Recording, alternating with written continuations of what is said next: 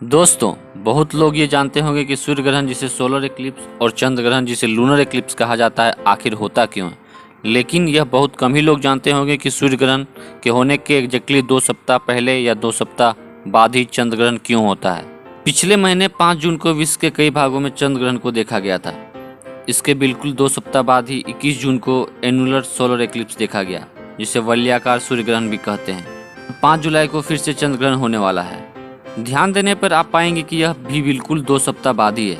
आखिर ऐसा होता क्यों है, इस वीडियो में हम ये सारी बातें जानेंगे, तो दोस्तों वीडियो को अंत तक जरूर देखें। वीडियो में आगे बढ़ने से पहले 21 जून को हुए सूर्य ग्रहण के बारे में मैं कुछ रोचक बातें बताना चाहता हूँ। यह सोलर इक्लिप्स अपने आप में अनोखा था, क्योंकि यह बिल्कुल उसी दिन हुआ जिस दिन पृथ्वी के उत्तरी गोलार्ध में दिन सबसे लंबा होता है। अगली बार ऐसा सूर्य ग्रहण 21 जून 2039 को ही दिखाई पड़ेगा। दोस्तों, आप सभी को तो यह मालूम होगा कि 21 जून को जून सोल्स्टिस कहा जाता है। इस दिन पृथ्वी के नॉर्दर्न हेमिस्फीयर में दिन सबसे लंबा और साउदर्न हेमिस्फीयर में रात सबसे लंबी होती है। जून सोल्स्टिस एक ज्योग्राफिकल फिनोमेना है जिसमें कि नॉर्दर्न हेमिस्फीयर को ज्यादा सनलाइट मिलता है as compared to southern hemisphere. 21 दिसंबर को भी 1 दिसंबर सोल्स्टिस होता है, जिसमें कि नॉर्दर्न हेमिस्फीयर में दिन सबसे छोटा और साउदर्न हेमिस्फीयर में दिन सबसे लंबा होता है। सोल्स्टिस के बारे में मैं एक और बात बताना चाहता हूँ। इस दिन हमें सूर्य पूर्व से उगता हुआ प्रतीत नहीं होता, इसकी बजाय यह उत्तर पूर्व से उगकर दक्षिण पश्चिम में डूबता हुआ प्रतीत होता है। वीडियो में अब हम आगे बढ़ते हैं और बात करते हैं सूर्य ग्रहण और चंद्र ग्रहण की। सूर्य ग्रहण और चंद्र ग्रहण होने के लिए सूर्य, पृथ्वी और चंद्रमा को एक ही लाइन में होना जरूरी है। सूर्य ग्रहण उस समय होता है जब चंद्रमा सूर्य और पृथ्वी के बीच आ जाता है। पृथ्वी से देखने पर सूर्य का कुछ हिस्सा या पूरा हिस्सा चंद्रमा से ढका हुआ प्रतीत होता है, जिसे हम सूर्य ग्रहण कहते हैं। सूर्य ग्रहण हमेशा अमावस्या के दिन ही होता है। अमावस्या को न्यू मून भी कहा जाता है।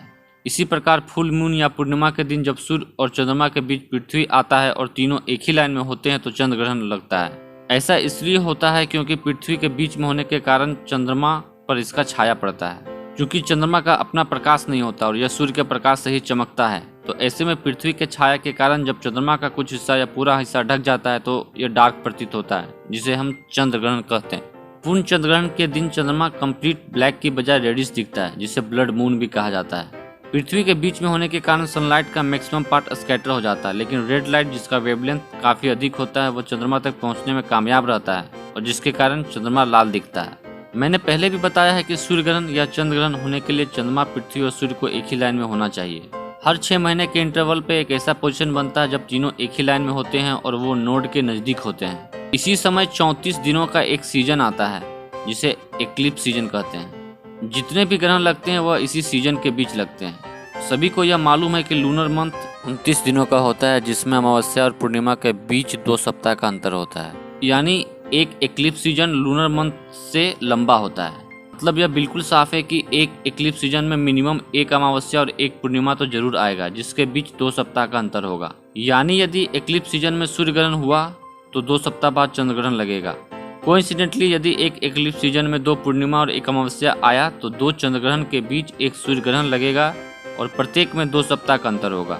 5 जून से 5 जुलाई के बीच 3 ग्रहण लगने का कारण भी यही है। आप सभी को यह समझ में आ गया होगा कि सूर्य ग्रहण और चंद्र ग्रहण के बीच 2 सप्ताह का अंतर क्यों होता है।